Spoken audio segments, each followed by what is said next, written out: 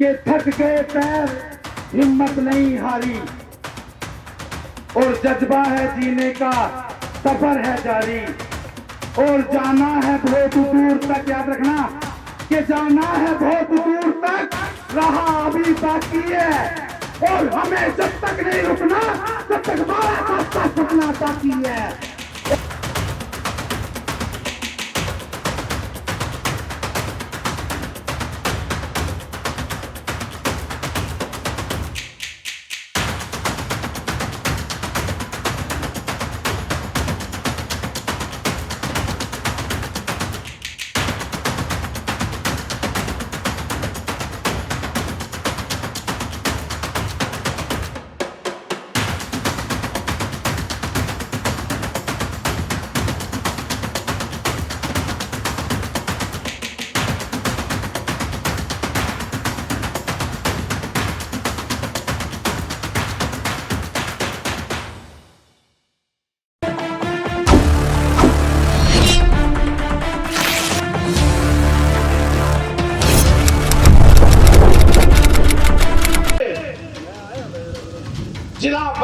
जिला बधाइयों की धरती पर गांव इंदौर में आज तुम्हारे बीच आदरणीय एडवोकेट रॉयल जस्टिस फाउंडेशन के राष्ट्रीय अध्यक्ष भाई केसी बेनीवाल और उनके 7 सम्मानित साथियों का स्वागत करते हैं। कहीं भी कोई भी अत्याचार या शोषण कहीं पर होता है तो ज्यादा से ज्यादा तादाद पर पहुंचकर अपनी एकता और अखंडता परिचय कराए। इन 5 उंगली का अलग अलग काम है। मैं कहता हूँ आज से तुम गांठ बांध लो कि जो हमारे काम है बाबा साहब का नाम का वो डंका बजाना है, लोगों को बताना है।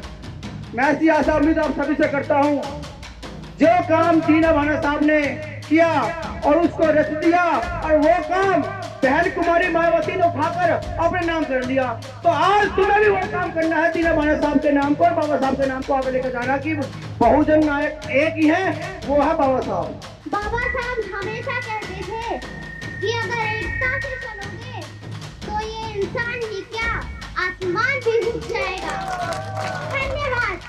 सबसे बड़ी लक्ष्मी घर की बहन माँ तुम ही होती हो। आप बच्चे को तैयार करके नहीं भेजोगे तो संघर्ष कहाँ से लड़ेगा?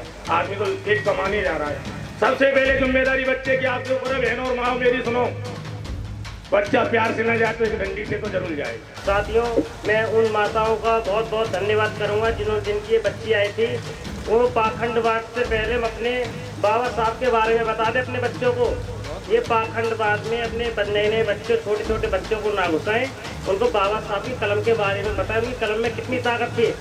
जो बाबा साहब के उद्देश्यों पे चलोगे कि संगठित रहो, संघर्ष करो, शिक्षित बनो, तो जैसे कि अभी हमारी ये छोटी बिटिया बोल के गई है यहाँ, और फिर इसे कहीं आगे मौका दिया जाए, तो माताओं बहनों से बार बार विनती है कि बच्चों को ज़्यादा से ज़्यादा शिक्षा पे ध्यान दें। और आज हम जब इस मंच पे बोल रहे हैं तो ये सिर्फ बाबा साहब की देन है, अन्य हमारे कहीं मंच ना लगे। बाबा साहब सबसे फेमस हमारे महापुरुष हैं जो दूर दराज अलग अलग देशों में जाने जाते हैं। क्यों जाने जाते हैं? क्योंकि उनके जितना शिक्षित इंसान अभी ना अपने देश में ना विदेशों में। इज्जत सम्मान हर लोग करते हैं, झुकते हैं उनके सामने। क्यों? शिक्षा की वजह से। वो पूरे विश्व के मार्गदर्शक थे, पूरे विश्व को उन्होंने मार्गदर्शन कराया। और साथियों, जब बाबा साहब का देहांत हुआ तो 193 देशों ने अपना झंडा झुका दिया था। सम्मानित साथियों, ये सभी साथियों को ये पता होना चाहिए कि हमारे बाबा साहब ने क्या संघर्ष किया था। कि देखो, हम सारे जितने भी शेड्यूल कास्ट हैं, SC हैं, ST हैं, सबको एक रहने की जरूरत है, ना कि अलग अलग जातियों में कि तू बंगी चमार ये वो अकड़म जकड़म, ये सब नहीं करना है। हमें सबको एक बन के रहना है, जो कि बाबा साहब का है। ये कहना है कि भाई सब एक रहोगे तभी सब सेफ रहोगे। एकता में ही सबसे बड़ी ताकत होती है। ये आपका अपना परिवार है, रॉयल वाल्मीकि परिवार आपका अपना परिवार है। इससे जुड़ करके रहेंगे तो हमेशा आपके साथ आपका परिवार जुड़ा रहेगा। संविधान वो ताकत है जहाँ पे भगवान भी, जितने भगवान भी संविधान के बिना अपनी मंजिल से आगे नहीं बढ़ सकते। तो संविधान बड़ा हुआ, भगवान बड़ा हुआ। तो आप खुश होतिए, हमें भगवान को मानना है, संविधान को मानना है। आप एग्जाम्पल दे देता हूँ, राम मंदिर बनता था, कितने सालों से अटका पड़ा था। आज सुप्रीम कोर्ट के जजमेंट के बाद ही राम मंदिर बना है। वो क्योंकि हिंदू समाज, हमारे समाज, हम लोगों की आस्था में से था, लेकिन बना सिर्फ सुप्रीम कोर्ट के जजमेंट से ही है। हमारा नौजवान भटक गया है, पूरी तरह से भटक गया है। उसको यही नहीं पता है करना क्या है। वो सीधा सा, मैंने देखता हूँ आजकल रील पे कोई काल का बुला के उस पे रील बना ले रहा है, कोई दारू की बोतल सिर पे रख के वो कर ले रहा है। आप युवा हैं, आपकी जिम्मेदारी बनती है आपके घर में, आपके परिवार में, आपकी बहन, आपकी बेटी, आपके बच्चे को यदि कोई सताता है तो इस चीज के लिए आप स्वयं जिम्मेदार हैं। साथियों नमस्कार, जय वाल्मीकि, जय भीम। मेरे को तो थोड़ा सा कम ही बोलना आता है। जय भीम, जय भीम, जय वाल्मीकि। सभी भाइयों को मैं आपका भाई रुस्तम टाप, जिला बुलंदशहर से, रॉयल वाल्मीकि आर्मी का राष्ट्रीय संगठन मंत्री और जस्टिस फाउंडेशन का। जय भीम, जय वाल्मीकि। बाबा साहब का जो मिशन था वो पूर्ण हुआ, ऐसा नहीं है। परिवार अपने बच्चे को जो पढ़ाने की बात करते, शिक्षा की बात की थी बाबा साहब ने, कि वो नहीं पढ़ा रहा, चाहे गरीबी हालत में पढ़ा रहा है, लेकिन पढ़ा रहा है। दूसरी बात बाबा साहब ने कहा था संगठन के बारे में।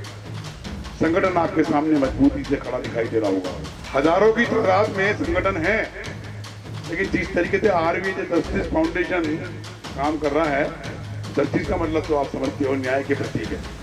वो अकेला आदमी उस समय पे जब कोई सुविधा नहीं थी तब काम कर गया। तब तो इतनी बुरा हाल था कि अगर कोई सरमाएदार जा रहा है ना कुछ इस तरह की जाति का, तो वो खड़े हुए तो 2 कदम पीछे हो गए। तो वो हाल था। इतनी सुविधा होने के बाद भी तुम लोग मरे हुए, पिछड़े हुए हो, शर्म की बात है। उस व्यक्ति विशेष ने उस समय में राजा का राज खत्म किया था। इसलिए खत्म किया था कि मेरे लोग राजा बने, लोकसभा में, राज्यसभा के अंदर, असेंबली में और मेयर हाउस में आए।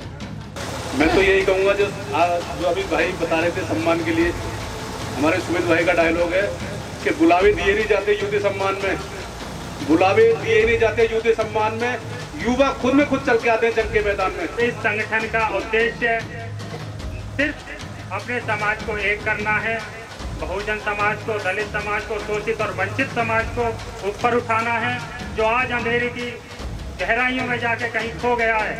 आज समाज अशिक्षित है, नशे में पड़ा हुआ है और बहुत सी बुराइयां हैं जिसमें वो लिप्त है।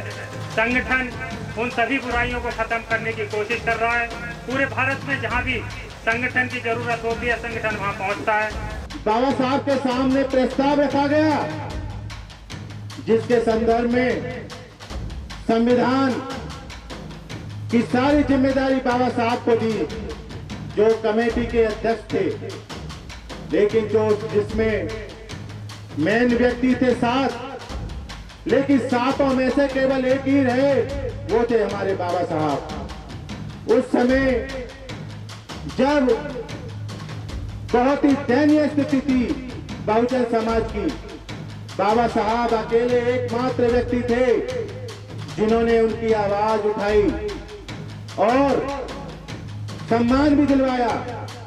इतने संगठन होने के बावजूद भी, इतने नेतागण होने के बावजूद भी ये समाज दलित से महादलित क्यों बना?